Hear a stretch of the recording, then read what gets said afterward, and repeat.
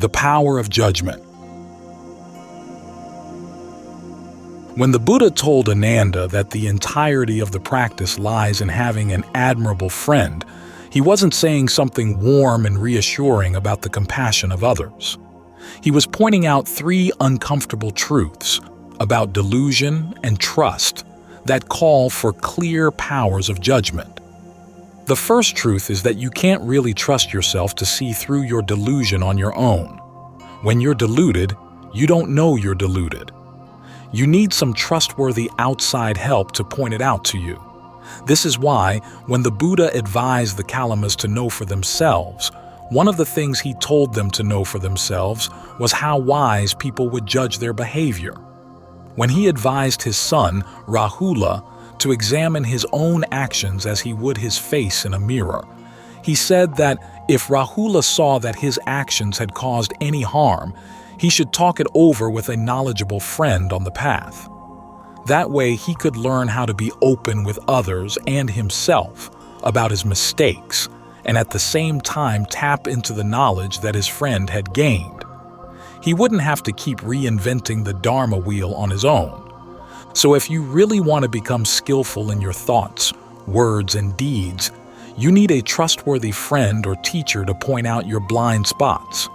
And because those spots are blindest around your unskillful habits, the primary duty of a trustworthy friend is to point out your faults. For only when you see your faults can you correct them. Only when you correct them are you benefiting from your friend's compassion in pointing them out. Regard him as one who points out. Treasure the wise one who, seeing your faults, rebukes you. Stay with this sort of sage, for the one who stays. With a sage of this sort, things get better, not worse. DHP 76. In passing judgment on your faults, an admirable friend is like a trainer. Once, when a horse trainer came to see the Buddha asked him how he trained his horses. The trainer said that some horses responded to gentle training, others to harsh training. Others required both harsh and gentle training. But if a horse didn't respond to either type of training, he'd kill the horse to maintain the reputation of his teacher's lineage. Then the trainer asked the Buddha how he trained his students, and the Buddha replied, in the same way. Some students responded to gentle criticism, others to harsh criticism, others to a mixture of the two. But if a student didn't respond to either type of criticism, he'd kill the student. This shocked the horse trainer, but then the Buddha explained what he meant by killing. He wouldn't train the student any further, which essentially killed the student's opportunity to grow in the practice. So, the first prerequisite in maintaining an admirable friend is being willing to take criticism, both gentle and harsh. This is why the Buddha told his disciples not to teach for money, for the person paying is the one who determines what's taught, and people rarely pay for the criticism they need to hear. But even if the teacher is teaching for free, you run into the Buddha's second uncomfortable truth. You can't open your heart to just anyone. Our powers of judgment really do have power, and because that power can cause long-term help or harm, you have to take care in choosing your friend. Don't fall into the easy trap of being judgmental or non-judgmental. Judgmental in trusting your knee-jerk likes or dislikes, non-judgmental in trusting that every Dharma teacher would be equally beneficial as a guide. Instead, be judicious in choosing the person whose judgments you're going to take on as your own. This, of course, sounds like a catch-22. You need a good teacher to help develop your powers of judgment, but well-developed powers of judgment to recognize who a good teacher might be. And even though there's no foolproof way out of the catch, after all, you can master a foolproof way and still be a fool. There is a way if you're willing to learn from experience. And fortunately, the Buddha advised on how to develop your powers of judgment so that you know what to look for along the way. In fact, his recommendations for how to choose an admirable friend are a preliminary exercise in discernment, learning how to develop judicious powers of judgment so that you too can become an admirable friend, first to yourself and then to the people around you. The first step in being judicious is understanding what it means to judge in a helpful way. Think not of a Supreme Court justice sitting on her bench, passing a final verdict of guilt or innocence, but of a piano teacher listening to you play. She's not passing a final verdict on your potential as a pianist. Instead, she's judging a work in progress, listening to your intention for the performance, listening to your execution of that intention, and then deciding whether it works. If it doesn't, she has to figure out if the problem is with the intention or the execution, make helpful suggestions, and then let you try again. She keeps this up until she's satisfied with your performance. The important principle is that she never directs her judgments at you as a person. Instead, she has to stay focused on your actions, to keep looking for better ways to raise them to higher and higher standards. At the same time, you're learning from her how to judge your own playing, thinking more carefully about your intention, listening more carefully to your execution, developing higher standards for what works, and learning to think outside of the box for ways to improve. Most important of all, you're learning to focus your judgment on your performance and not on yourself. This way, when there's less you invested in your habits, you're more willing to recognize unskillful habits and to drop them in favor of more skillful ones.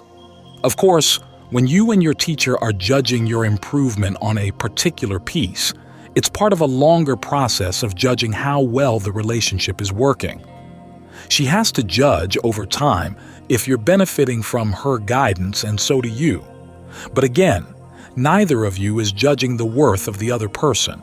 She's simply deciding, based on your progress, whether it's worth her while to continue taking you on as a student. You're judging the extent to which her recommendations are actually helping you perform more effectively. If either of you decides to terminate the relationship, it shouldn't be because she's a bad teacher or you're a bad student, but simply that she's not the teacher for you or you're not the student for her. In the same way, when you're evaluating a potential Dharma teacher, remember that there's no final judgment in Buddhism. You want someone who will evaluate your actions as a work in progress, and you have to apply the same standard to him or her. And you're not trying to take on the superhuman role of evaluating that person's essential worth. You're simply judging whether his or her actions embody the kinds of skills you'd like to develop, and the types of mental qualities, which are also a kind of action, that you trust in a trainer or guide. After all, the only way we know anything about other people is through their actions, so that's as far as our judgments can fairly extend. At the same time, though, because we're judging whether we want to internalize another person's standards, it's not unfair to pass judgment on what they're doing. It's for our own protection, and it's for the sake of our protection that the Buddha recommended looking for two qualities in a teacher: wisdom and integrity. To gauge these qualities, though, takes time and sensitivity, which is why the Buddha also advised that you be willing to spend time with the person and try to be really observant of how that person acts. Once, when King Pasenadi came to see the Buddha, a group of naked ascetics passed nearby. The king went over, got down on one knee, and offered them homage. Then he returned to the Buddha and asked, "Are those ascetics worthy of homage?" The Buddha replied that you could fairly answer that question only after having spent time with them, and only if you were really observant. The king praised the Buddha's caution and added, "Those men are actually my spies. They're on the way back from having scouted out the enemy, and soon, after bathing and clothing themselves, they'll be back enjoying themselves with their wives." So you can't judge people just by first impressions. The appearance of wisdom is easy to fake. In the past, people were impressed by extreme austerities. At present, the ads for Dharma books and retreats show that we're attracted to other surface criteria, but the principle is the same. To save time and needless pain in the search, however, the Buddha noted 4 early warning signs indicating that potential teachers don't have the wisdom or integrity to merit your trust. The warning signs for untrustworthy wisdom are 2. The first is when people show no gratitude for the help they've received, and this applies especially to help from their parents and teachers. People with no gratitude don't appreciate goodness, don't value the effort that goes into being helpful, and so will probably not put out that effort themselves. The second warning sign is that they don't hold to the principle of karma. They either deny that we have freedom of choice, or else teach that one person can clear away another person's bad karma from the past. People of this sort are unlikely to put forth the effort to be genuinely skillful, and so are untrustworthy guides. Lack of integrity also has two warning signs. The first is when people feel no shame in telling a deliberate lie. As the Buddha once said, there's no evil that such a person might not do. The second warning sign is when they don't conduct arguments in a fair and above-board manner, misrepresenting their opponents, pouncing on the other side's minor lapses, not acknowledging the valid points the other side has made. People of this sort, the Buddha said, aren't even worth talking to, much less taking on as teachers.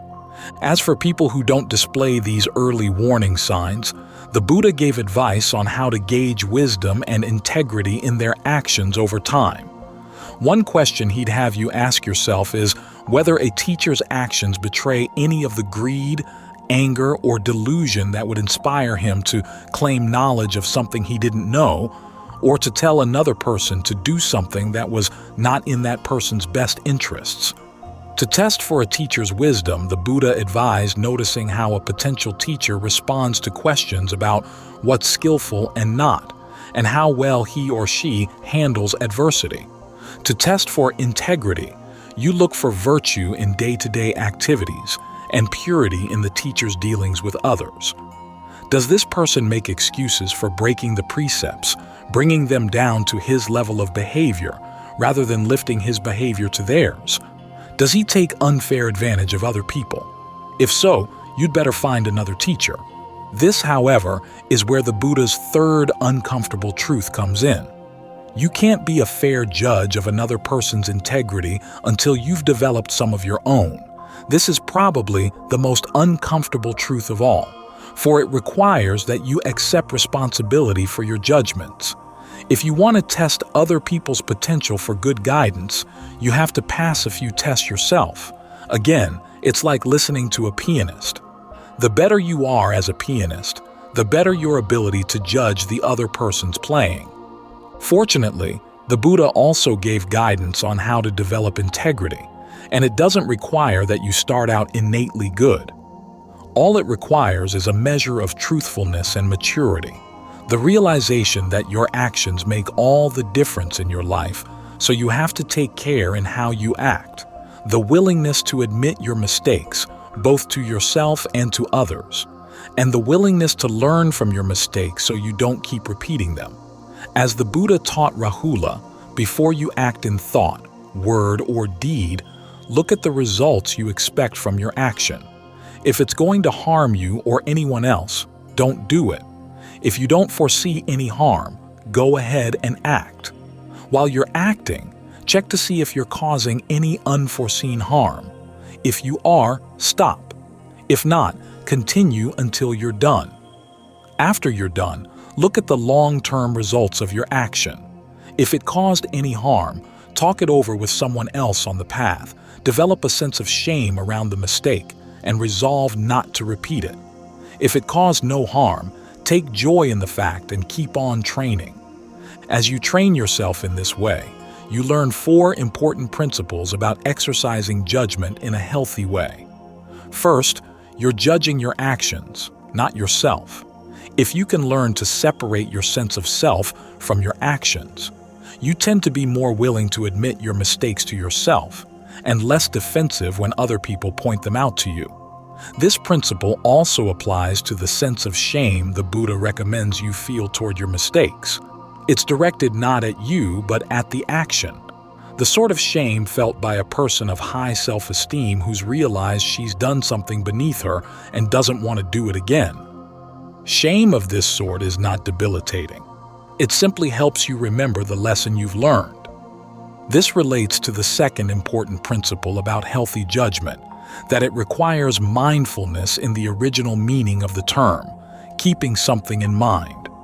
Mindfulness of this sort is essential in developing your judgment, for it helps you remember the lessons you've learned over time as to what works and what doesn't. Because we often try our best to forget our mistakes, we have to train our mindfulness repeatedly to remember the lessons we learned from those mistakes so that we don't have to keep learning them over and over again. Sometimes you hear mindfulness defined as a non-judging state of mind, but that's not how the Buddha understood it. He often compared mindfulness to a gatekeeper in the way it helps you judge what should and shouldn't be done. Just as the royal frontier fortress has a gatekeeper, wise, experienced, intelligent, to keep out those he doesn't know and to let in those he does, for the protection of those within and to ward off those without. In the same way, a disciple of the noble ones is mindful, highly meticulous, remembering and able to call to mind even things that were done and said long ago. With mindfulness as his gatekeeper, the disciple of the noble ones abandons what is unskillful, develops what is skillful, abandons what is blameworthy, develops what is blameless, and looks after himself with purity. And 763. So mindfulness actually plays an essential role in developing your powers of judgment. As you keep trying to apply the lessons you've learned, you discover the third principle about healthy judgment, that the lessons you learn from your mistakes, if you act on them, really do make a difference. The present moment is not so arbitrarily new that lessons from yesterday are useless today. You may keep finding new subtleties in how to apply past lessons, but the general outlines of how suffering is caused and how it can be ended always remain the same. The fourth principle is that you learn how to benefit from the judgments of others. When you've chosen a person to confide in, you want to be open to that person's criticisms, but you also want to put his or her suggestions for improvement to the test. As the Buddha told his aunt Gautami, you can test genuine Dharma by seeing the results it gives when you put it into action. If it leads to such admirable qualities as being dispassionate, modest, content, energetic, and unburdensome, it's the genuine thing. The person who teaches you this Dharma has passed at least that test for being a genuine friend, and you're learning more and more how to judge for yourself. Some people might object that it's selfish to focus on finding friends you can benefit from, and inhumane to keep testing people to see if they fit the bill. But that's missing the point. The benefits that come from this sort of friendship don't end with you, and in testing your friend, you're also testing yourself. As you assimilate the qualities of an admirable friend, you become the sort of person who can offer admirable friendship to others. Again, it's like practicing under a good piano teacher. As you improve as a pianist, you're not the only one who can enjoy your playing. The better you get, the more joy you bring to others. The better you understand the process of playing, the more effectively you can teach anyone who sincerely wants to learn from you. This is how teaching lineages of high caliber get established for the benefit of the world. So when you look for an admirable friend, you're tapping into a long lineage of admirable friends, stretching back to the Buddha and helping it to extend into the future. Joining this lineage may require accepting some uncomfortable truths, such as the need to learn from criticism and to take responsibility for your actions. But if you're up for the challenge, you learn to take this human power of judgment, which, when untrained, can so easily cause harm, and train it for the greater good.